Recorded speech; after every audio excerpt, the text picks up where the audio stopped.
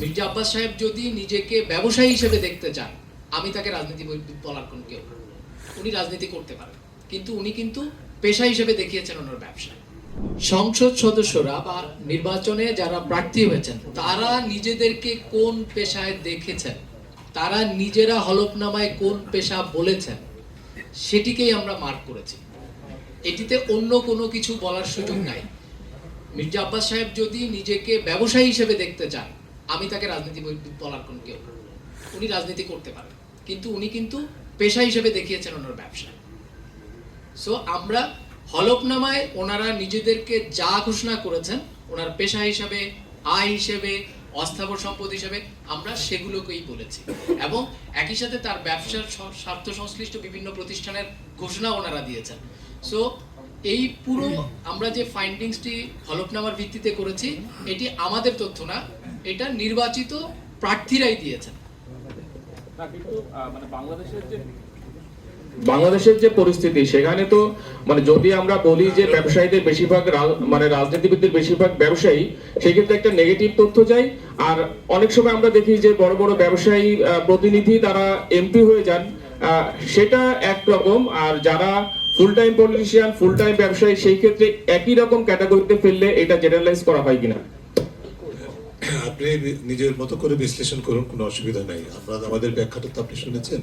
মূল পেশা হিসেবে যে প্রার্থীগণ যে বিষয়টি উল্লেখ করেছেন, সেই বিষয়টি ধরেই আমরা পেশাগত বিশ্লেষণটা করেছি। ঠিক আছে, এটা হচ্ছে ফ্যাক্ট, আমাদের ফ্যাক্ট হচ্ছে। আর তার ফ্যাক্টের পাশাপাশি যেটা বলছি আপনাকে, আমরা যেভাবেই ব্যাখ্যা করি না কেন, রাজনীতি এবং ব্যবসা বাংলাদেশে একাকার, নিঃসন্দেহে। এবং তার ফলশ্রুতিতে কি হয়েছে সেটি আমরা সবাই জানি।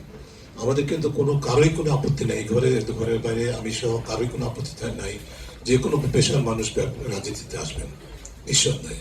কিন্তু রাজনীতিতে আসার পিছনে যে ক্যাপিটালটা কাজ করে, সেটা যদি মানি হয়, তাহলে হচ্ছে সেটা কতটুকু সঠিক সেটা বিবেচনা দাবি রাখে গণতান্ত্রিক দৃষ্টিভঙ্গি থেকে। এবং সেই ক্ষেত্রে আসলে সত্যিকার রাজনীতি কতটুকু বিকশিত হয় সেটা আসলে ক্ষমতাটা এবং তার প্রতিফলন। আমি কয়েকটা কথা আপনাদেরকে বলি বিবেচনায়। আমাদের গত দীর্ঘদিনের অভিজ্ঞতা, ব্যবসা এবং রাজনীতির একাকার হওয়ার কারণে যেটা হয়, রাজনীতি ব্যবসায়িক মুনাফার একটা উপায় হিসেবে ব্যবহৃত হয়। আপনারা কেউ অস্বীকার করতে পারবেন না, রাজনৈতিক অবস্থানটাকে ব্যবসায়িক মুনাফার অবস্থান হিসেবে ব্যবহৃত হয়।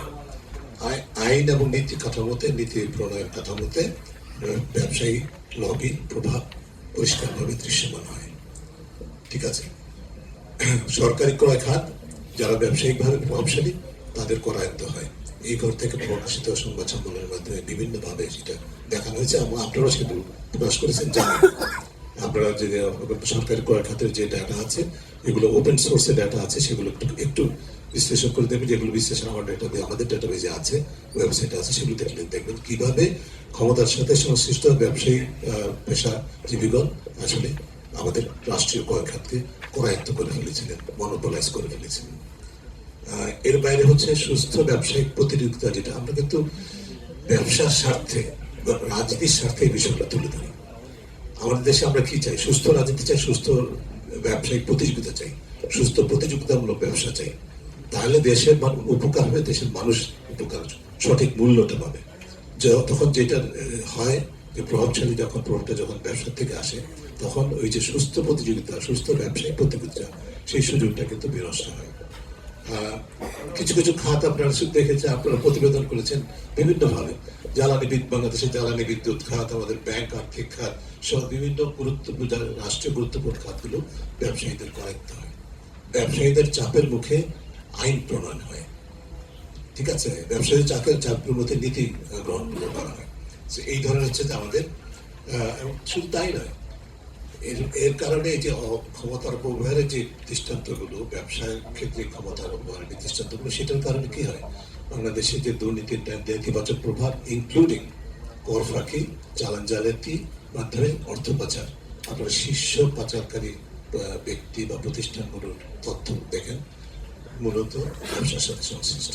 কর ফাঁকির তথ্যগুলো দেখেন, আপনি করদাতা, আমি করদাতা, বাংলাদেশের কর জিডিপির বিশ্বের সর্বনিম্ন পর্যায়ের জন্য দায়ী না।